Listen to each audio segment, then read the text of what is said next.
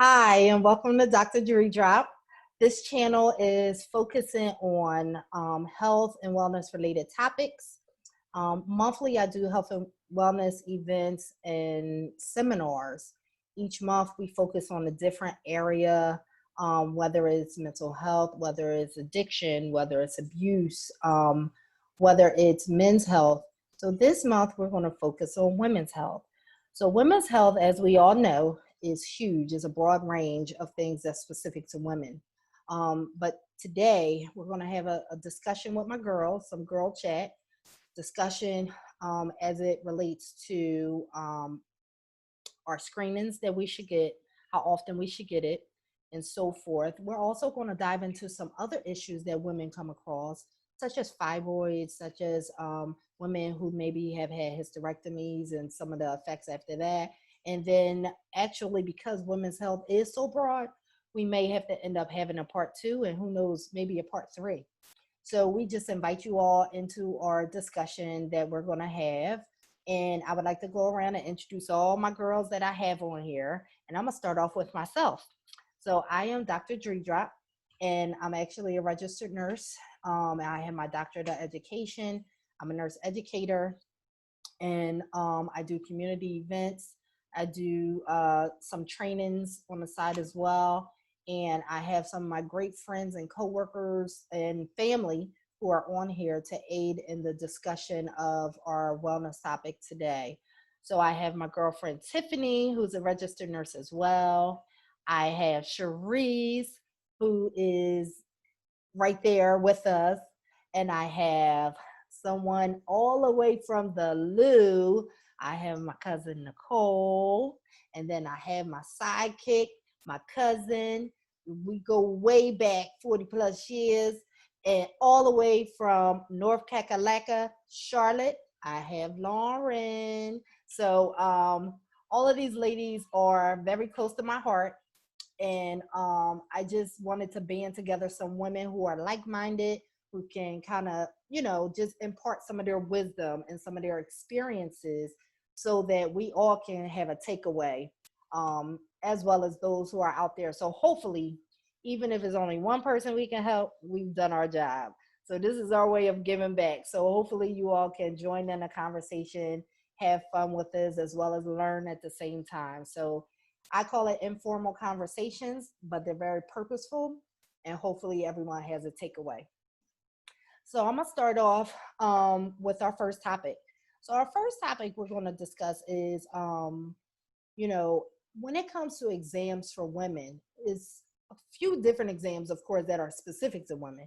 But the first exam that I'm gonna discuss is our breast exams. So Tiff, can you share anything about some of the recommendations and breast health and some of the things we should be looking for as women, and why are breast exams important? Yes, so women should be checking their breasts once a month, preferably after they get their menstrual period. You want to do it when you're like in a lying position. You want to be lying flat, the same as if you would when you would be at the doctor's office. And you kind of want to check the areas around your breast for any lumps or any hardening around your breast tissue. And let your doctor know if you find anything that seems abnormal, because breast cancer runs in African American women. Let's start with that.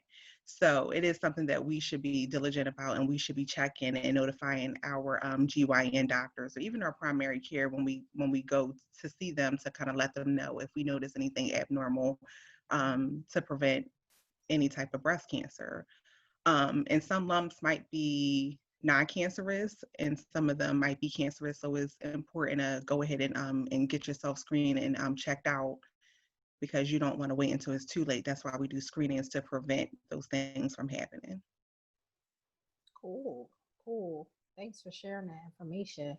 So I know, and I know some of you ladies have some personal stories, but I just want to share this. Actually, I was 23 when my first lump was found, and I started getting mammograms way back then. So I got my first mammogram and ultrasound when I was around 23.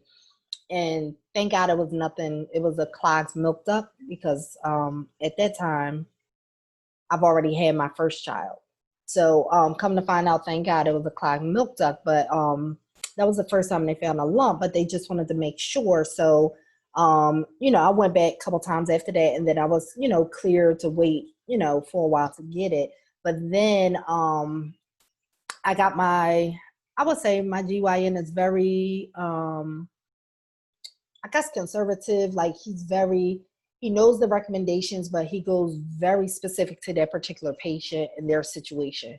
So instead of waiting till I was like 40, he started off in my 30s. I think I was around 35 when he wanted me to start getting, my mammograms and ultrasounds and stuff like that. And no, I do not have a history, of breast cancer in my family or anything. So it wasn't because of that, but I guess it, depends on your provider, your particular story, your particular history. He just, thought it was a good idea that I started, around that age. He said, no, I'm gonna start you now. I want to send you and get it done. So, which was good, to be on top of it, to be proactive. Yeah. I just wanted to add to that. I didn't even know that Nadir, Dr. Dreedrop started that early, but I actually had a similar situation, and we are family, but I didn't even know. But I didn't find a lump or anything, but I thought something was wrong because my nipples were leaking. And I had, like, my daughter was young. The tray was about, I had her at 30. So it was like I was 35 years old, and I still was having leakage in my breast, and I didn't understand it, so I thought something was wrong. So, I got checked out and everything, and there was no problem, but I thought that was weird, to have leakage. So sometimes you might think it's weird, and so it's always just good just to go get checked out and not just brush it off as something like oh well. I only breastfed her for about 5 to 6 months, so she was like 5 years old, and I'm like having leakage. I'm like, what in the world is going on? So, and it was really literally nothing. They checked everything and there was no problem. So. Wow. Yeah. So I guess, as we all know, I mean, everybody has different hormone levels and stuff like that. And I know, it's a whole different thing with when you've breastfed before and stuff like that, when it comes to breast issues, so forth. But so Tiff, what about Pap smears? Because I know, of course we all know as women, we hear it, we know it's important to get, but why is it so important to get Pap smears? And how often should we be getting these Pap smears? And what age should we even start? So guidelines are always changing, as we know, in nursing based off of evidence-based practice and what that looks like at the time. It's usually recommended that you start seeing your GYN at the age of 18. And it's not recommended until the age of 21 that you actually get a Pap smear. And a Pap smear is when they go into your vagina to look inside the cervix, look for any abnormal cells that could possibly be cancerous in the future.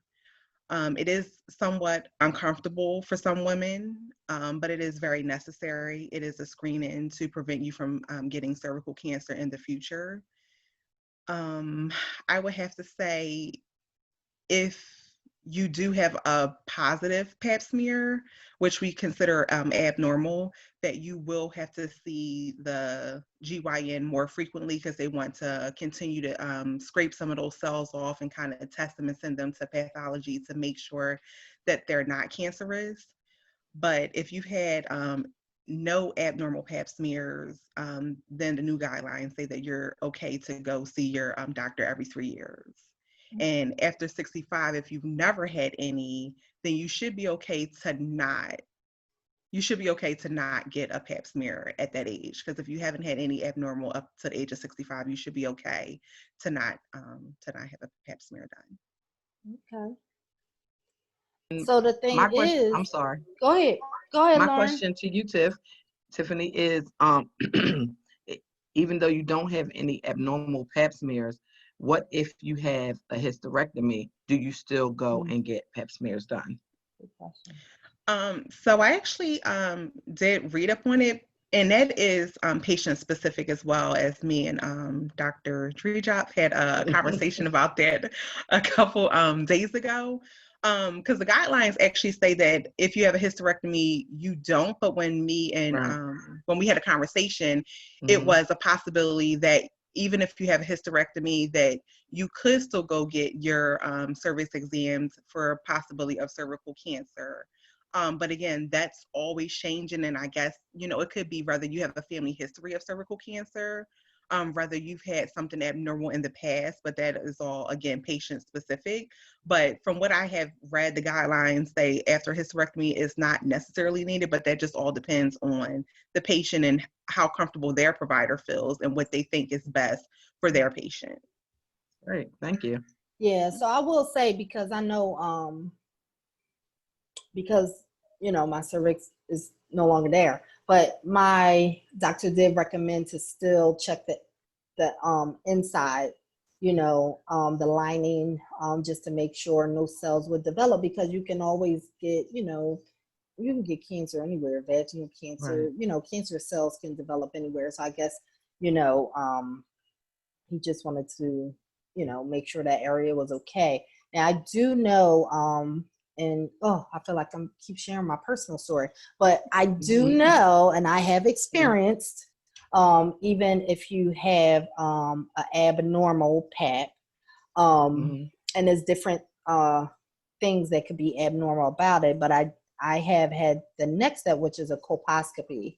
So I do know the colposcopy is kind of when they go in and scrape, and then collect the tissue sample, just to be able to biopsy and further, examine to see if, if it's cancerous cells or not. So there are several steps in the process of, just making sure that everything is okay, because of course, as we all want to know as soon as possible if something is going on, because now you have more options available to you. Instead of waiting too late, when your options are now limited or maybe no options at all. So we don't want that. So, if someone has not gone, or maybe you just didn't realize how important it was, or maybe, life is just happening and you don't have time and you just forgot about it, just try to, if nothing else, I always say my birthday month, if nothing else, my birthday month, I'll make sure that every year I get a regular physical and my annual, GYN. So that's a month that you'll remember because it's your birthday month. And then maybe it'll kind of be, important to you that, if nothing else, once a year, I'll do this, this, and that. And that'll kind of keep you on track. And it won't be like, well, when is the last time I got this? And when's the last time I got that? And now all of your screenings are kind of all over the place. So you can kind of dedicate that month for your health, for you, and just, keep everything on track. Now, Tiff, when you go for your annual, do your doctor also check for like STDs, or do you have to ask for that? Like, do they do a whole comprehensive, or is that something that you have to ask? Well, okay. So first, I just wanted to add, as far as the Pap smear, I just wanted to say that even if you have abnormal cells, that doesn't mean that they're all cancerous. Your body can clear itself of those abnormal cells after the age of 30. So what they call HPV, which some people have heard of that, they do test for that after 30, but they try not to test for that before the age of 30 because it is a sexually transmitted disease, but a lot of people will test positive for it. And it's not time stamped. So you could have gotten at the age of 18 and that could not have showed up until you're about 25. So that is something that we're also looking for, the different levels, whether it's a low grade or a high grade, in that nature. And then you would go ahead and get a colposcopy done where they're taking little samples of your cervix, to kind of see if the numbers are still the same. And then you could go ahead and get a LEAP procedure, which is a surgical procedure, which sometimes they can do in the office or in the OR, and kind of go around those margins that they're not able to see inside of your GYN office. So again, like I said, it can clear itself on its own after the age of 30, depending on how healthy the person is, but it doesn't mean that you're necessarily going to get cervical cancer. But you want to catch cervical cancer before it spreads throughout your body. So it is very important to get that Well, screening. another question. What is the HPV? Is it an injection that you can get at 18 or 20 between the age? What is that? So it actually is an injection that you would get. They recommend for young boys and young women at the age of between 10 and 12. I think for boys it's Oh, 10, for females it's 12, and it used to be in a series of 3, and now it's in a series of 2. oh. And that prevents the cancerous strains of HPV. So there's Hmm. multiple strains of HPV, but those the Gardasil injections, they protect against the Gardasil. cancerous strains. So it is recommended when you take your children that are young boys at the age of 10 into 12. I think that it's not really effective after the age of 25, I believe, but Oh. it is effective against the cancerous strains of HPV. Hmm. Yeah. Now, I'm sorry, what was your other question about? So is Pap it smears? no, we was talking about I was asking if you know if it's typical that along with your annual, do they automatically do STD testing, or is that something people should ask for to get done? So typically when you go see your GYN, they will ask you, do you think that you've been exposed, or do you want to? Do you want us to test for gonorrhea, trichomonas, or chlamydia, or even HIV testing? They do ask you. They ask you, are you sexually active? And what method of contraception are you using? So it is a personal choice. If you want to have those things done, it is not mandatory, but it is recommended if you're having unprotected sex, and you haven't been tested, or if you have multiple partners and you're not using protection, it is, important to go ahead and get those testings done. But it is not mandatory, but they will ask you. And even if you feel like you may have been exposed, or maybe, you had a wild night with one person and you really didn't know that person, you can always call your GYN and say, hi, I would like to come in and get tested. But it is Awesome. not mandatory. Awesome. I guess that's good to know because, when it comes to that, people are they really don't understand the power of, really having a provider that knows you. Now, I know, or believe me, I love an urgent care. Let me tell you, I love urgent care. Me too. But it is so important to have a provider that knows you, that's available to you, that can kind of provide those personal services that you need, and have that consistent person. Just your medical records actually being in a consistent place.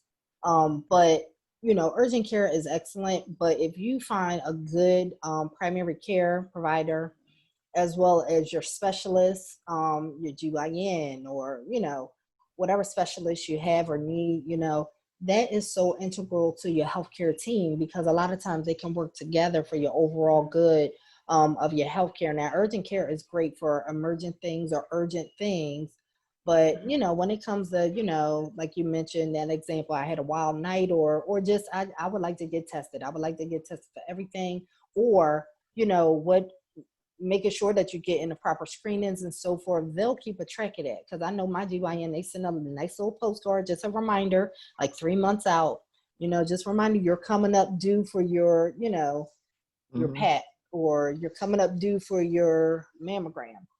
Those are things that your specialists need to handle, not, when you get into trouble, you run the urgent care. That's like putting a Band-Aid on things. But if you really want to be proactive and, kind of stay on track of your health, and, have those records and everything, and someone who knows you, is good if you can, find a good GYN and a good primary care provider.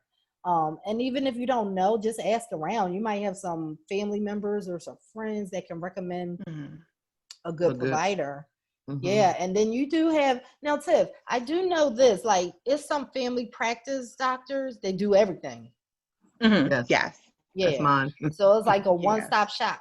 Like, so Mhm. even if you want to go to find a provider like that, that's even better, because Yeah, and they some do. family practice offices actually have women's health nurse practitioners there Yes.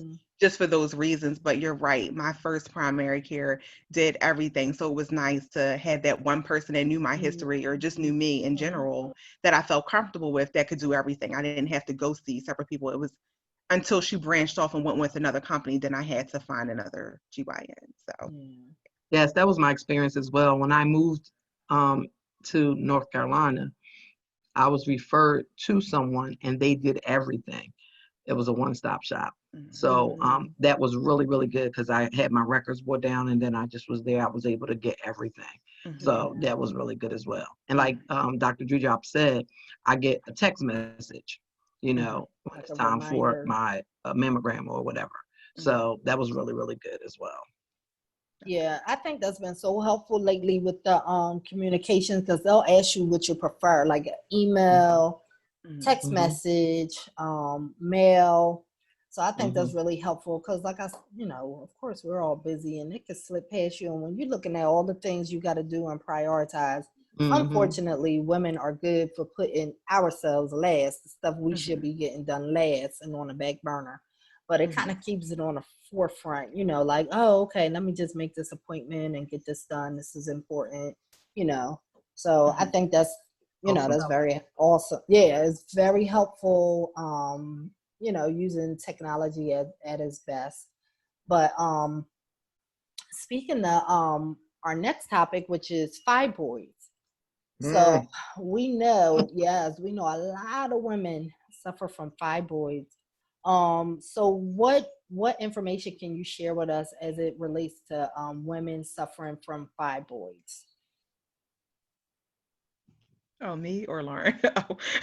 So I know I personally know several women who suffers from fibroids. However, and I think I was sharing this with somebody the other day, before I became a registered nurse, I was a nurse's assistant. And I worked at a facility where the unit I worked on, one of the surgeons, all of his patients, female patients that had fibroids, will only come to our unit. So I was very familiar with caring for them. They would have a procedure done called a UAE, uterine artery embolization. So the UAE procedure, they would get done, stay on our unit, and then like the next day, if they were okay, they'd go home. But they were usually there overnight, no more than 2 days. So that was years ago. That was like 20 years ago. But now technology has advanced in such a way where I know providers, women who are suffering from fibroids, they can, you know, get certain procedures done. I know a lot of them complain of pain and heavy bleeding, and, you know, so I don't know if you ladies know of too much of fibroids, but can y'all share anything for our viewers? Definitely. So I have had two myomectomies, one in 2000 and another one in 2010. The myomectomy is basically a procedure that's performed by your gynecologist who removes fibroids. The reason why I had the fibroids removed twice was because I was actually 25 when I had my first myomectomy, and I knew that I would potentially want to have children. I also suffered with endometriosis prior to getting tumors in my stomach, or fibroids. And so by 2010, they were back and they had basically tripled, and I was having very, very bad menstrual cycles, and to the point to where some days I couldn't even go to work because I was flowing so heavy that it was just too embarrassing that, you know, I was flowing, you know, through my clothes. So I wound up talking to my actual primary care physician who, you know, said, well, you're still young, you know, let's get you a specialist. So I went through some consultation with a specialist who was able to share that she normally didn't do this, but because I was only 35 and I might have wanted to have some kids, that she would be open to doing another myomectomy, but she couldn't go in through the same, like the same surgical scar that I had, like which most would call a bikini cut. She had to actually go horizontal. Well, she went vertical. And so it's really funny, but I have like literally like a cross on my stomach. And so she basically said, you need to try to get pregnant within 1 year. And I was just like, oh my God, like, what do I do? You know? And she was like, I'm going to be very honest with you. It's really not uncommon that these tumors will start coming back. So unfortunately, here I am 10 years later at 45, and the tumors are back and they are very huge. I have, my stomach is very tender. I'm back to having very heavy menstrual cycles. I see my gynecologist on a regular basis, basically on a yearly basis. She has recommended that I look a little closer into getting a hysterectomy, because, you know, because of the soreness and just the pain that's caused by the fibroids. My primary care physician is also kind of leaning towards that, because here's a situation where the fibroids doesn't just affect, my, cervix and my uterus and ovaries and fallopian tubes, but it also plays a big role in my monthly cycles, where I'm losing, unfortunately, a tremendous amount of blood, which also causes me to become an anemic, and it also causes for me to have low iron. So because of that, there's some other components that play into this process.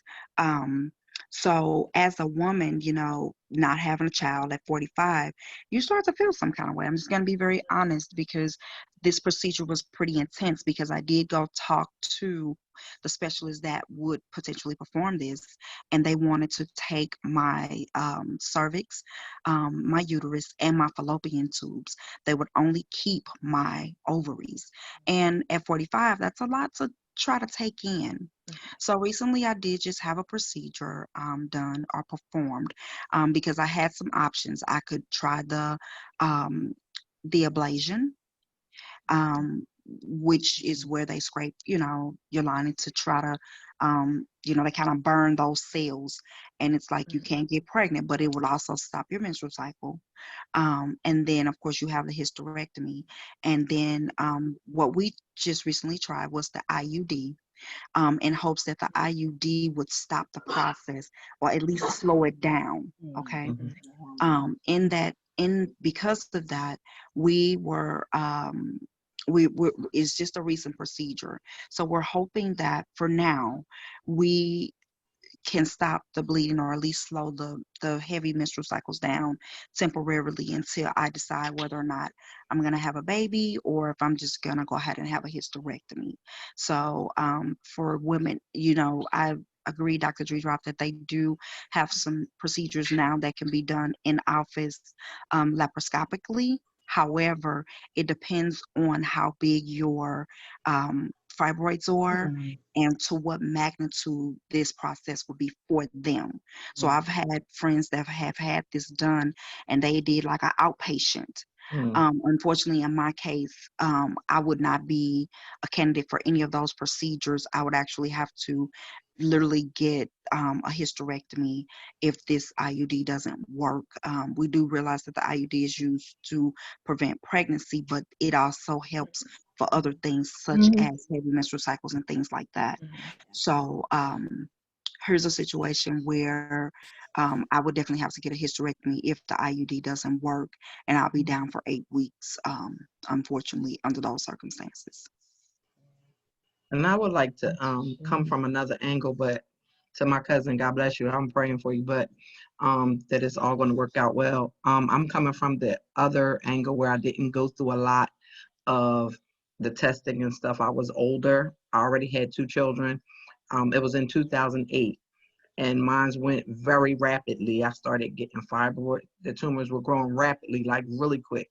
And because I have other medical issues, I suffer from severe migraines. I have arthritis. I had other medical issues that losing the blood, or the amount of blood I was losing so quickly, it was causing the anemia. It was causing the low iron, and I wasn't able to. I was incoherent sometime, and so right away, Dr. Tracy, I was living in Georgia at the time. There wasn't a whole bunch of conversation about it. It was like, okay, we need to do a hysterectomy. And I did have the hysterectomy. I still have my ovaries, but so mine was really quick. I already had my 2 children. There was no more conversation. So to those who do have to go through and suffer certain procedures, look at everything, I would suggest. And we have the professionals here, but so you can see, you can go from one quick thing to something that can last. As my cousin stated, that was 10 years, or 20 years actually. So it is something that can happen quickly, or it can be over some time. Yeah. And that's interesting because, you know, as I mentioned, TIF is like my go-to for women's health questions, because in nursing there's so many subspecialties, but I never worked in women's health. However, I've worked in emergency medicine the longest, and I've worked on, you know, other units, telemetry, med surg, whatever. However, most of my women's health experience is myself.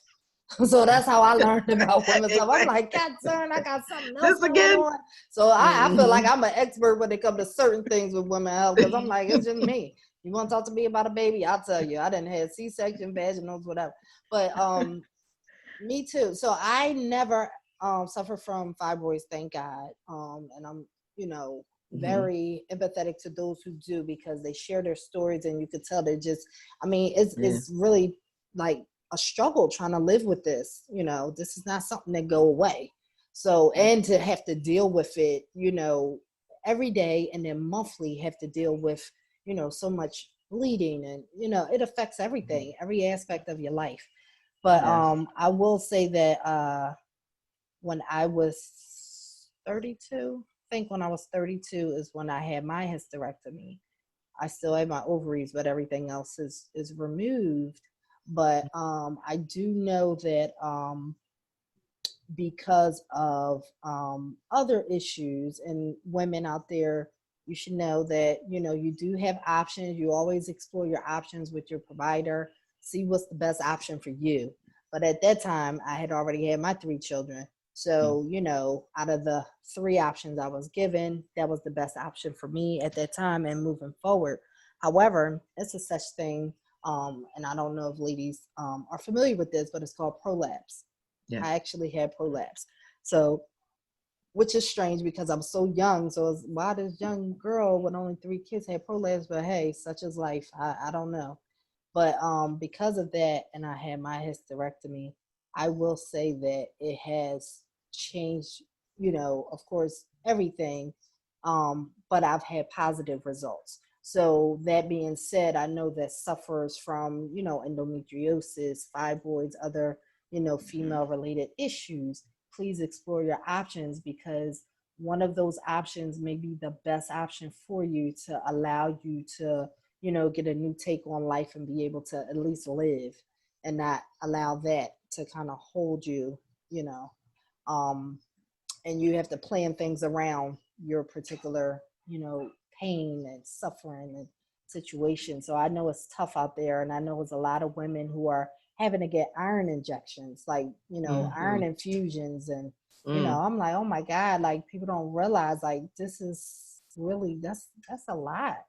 That's a lot. You know, not feeling up to doing anything because you're so drained, and, you know, you're losing so much blood, and, you know, that's really serious. So I really do empathize with those who suffer with, you know, fibroids, and especially when it comes to childbearing age and you want to have children, and, you know, suffering from fibroids, and then also getting a procedure to fix your fibroid situation could also, you know, negatively affect you from having kids in the future. So it's just a, you know, catch-22. So it's really tough. It's really tough. Can I ask another question since we're talking about that? To be honest, I didn't even realize I would be getting so much out of this. Is beautiful. So much education and connecting with women on different, that had different experience. But I'm 54 now. And my question is, people talk about menopause as it relates to having a hysterectomy. So my question is, I don't have any symptoms. I don't have anything related to menopause at all. When I go to the doctor, you know, she texts, I haven't started it. I'm not looking forward to it, but I keep thinking maybe I won't have to go through menopause, because some people have it at young ages. My mom started at 36.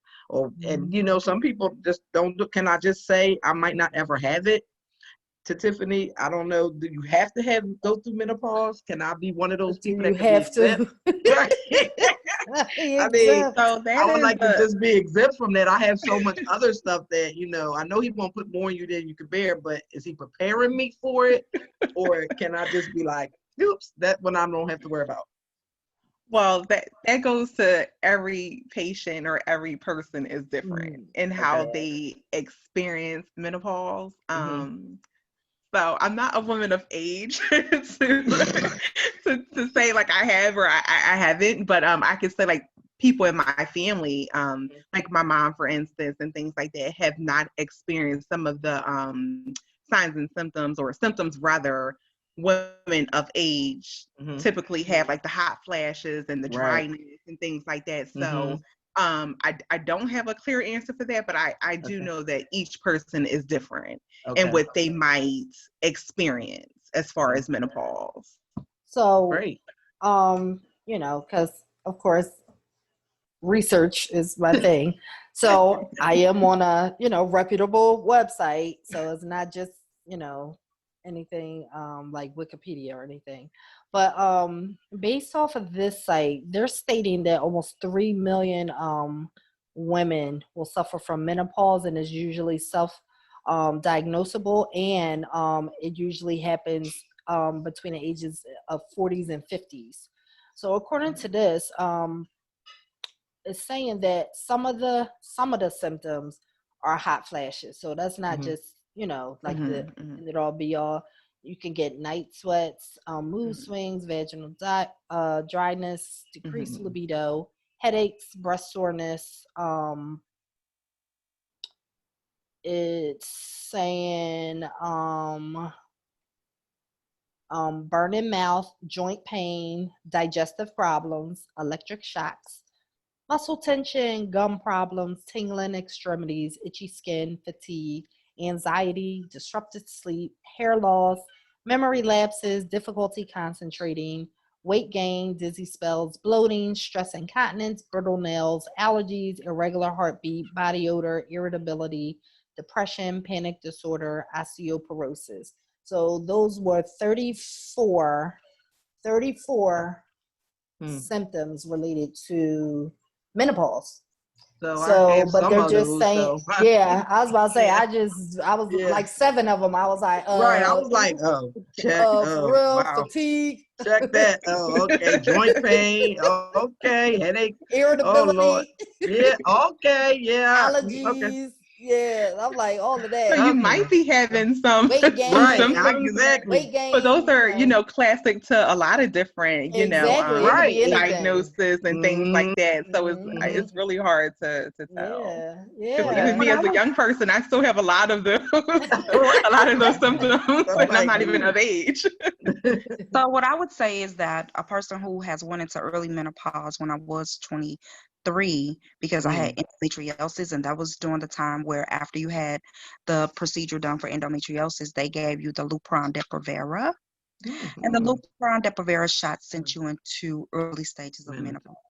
And I'm just going to be very honest. It's one thing for menopause to come over you once, you get of age. And it's another thing that they give you a shot to help suppress endometriosis from coming back. And you go into early menopause. And I'm just going to be really honest. Being that young and going through menopause was something I could never imagine. And what I mean by that is that I literally had a lot of sweating. I was hot one moment and I would be cold the next moment. My body temperature would just be very warm some days. I would go through some emotional things where I didn't even know why I was crying. Like literally, that's what prompted, like prior to having a cycle, and I started at 10 years old, I never cried. But now, since then, every time it's about time for my cycle, I could just see 2 little birds eating bread on the street together, and I want to cry, and I'm like, oh my God, my cycle's coming. But to break out in those hot sweats, and to just start just fanning, and everybody's like, what's wrong with you, right? And so early menopause does look different. And Dr. Dreedrop, most of those things that you talked about, probably all 34 of them. I haven't went through all 34, but I experienced quite a bit. I hope not. And I know that's so, I'm right. like, God darn it, she's suffering. She got it all. Exactly. I'm gonna yeah, need my cousin to come there with us. Fibroids, bless her, Lord, bless her. yeah, Right now, Have in the mercy name on of her Jesus. soul. but that, and so Dr. Dreedrop, I'm glad that you did host this session, and Yes. Tiffany, thank you for answering a lot of the questions, because overall everybody needs to go see about themselves, men, women. We need to go see about ourselves, because for so many reasons that we can have a clean board of health, and something like even now the pandemic hits, and now we Mm. go from being healthy to being Mm. unhealthy, and it goes to and it goes from how did I become so healthy, and now we're in a pandemic. Now I'm suffering with problems breathing, and I have a respiratory issue, or Yeah. because of how we're impacted and how our bodies are Yeah. impacted. And so I'm really grateful for my mom, because my mom has always taken me to the doctor. But one of the things that she always encouraged was, as women, because some of those things are passed down from generations. She had her first partial hysterectomy when she was 30, because she was having such heavy bleeding. And then she wound up having to have a full hysterectomy, by the time she was 35, to just stop the bleeding completely. And she said when she Praise was the a Lord. child, I thank God for yeah, that. she said when she was a child, she came on her menstrual cycle when she was 11. Well, I I came was on when I 11. was 10, Mhm. so some of those cycles just repeat itself from generation. And it Mhm. is just important that we as women continue to just do our annual physicals, because Dr. Dreedrop, my first actually mammogram, I was 22 years old, Mhm. because they saw something on the screen. And then just recently last year, they saw something, and what they said was that it was calcium buildup. But the bottom line was they saw something that was abnormal on my mammogram screen. So I go every year to ensure that I get that done as a 45-year-old woman, to ensure that I stay alive. Yeah. That's I right. just recently lost a friend who had breast cancer, and Mhm. you never in a million years would she have thought that, because cancer doesn't even run in their family, but she was a smoker, right? Mhm. And so when we just look at some of those things, it's just important that we don't continue to just let our health fall by the wayside. Yeah. What I call it is preventative maintenance.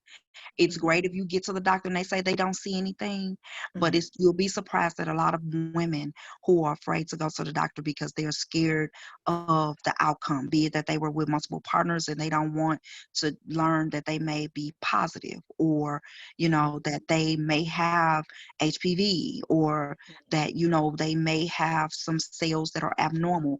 They don't want to deal with it, so they don't go to the doctor. And Mhm. so thanks for having this topic. And Tiffany, Yes. thank you so much for just Thank you. sharing and Lauren your Yes. story about, the things that we go through. Because as women, we really go through a lot. And I really hope that this segment and the segments going forward will help our women, and of all ethnicities, go see about yourself. Let's Yeah. make sure that we can be strong and healthy for our children, while we're still here. Yeah. Yes. Awesome. Yeah, certainly. That was beautiful. That was beautiful. Mhm. So I encourage everybody, if you have any questions, if you're even curious about anything, just feel free to leave a comment under this video. Also share. If you could share the information with somebody, share the information, share the link to this video.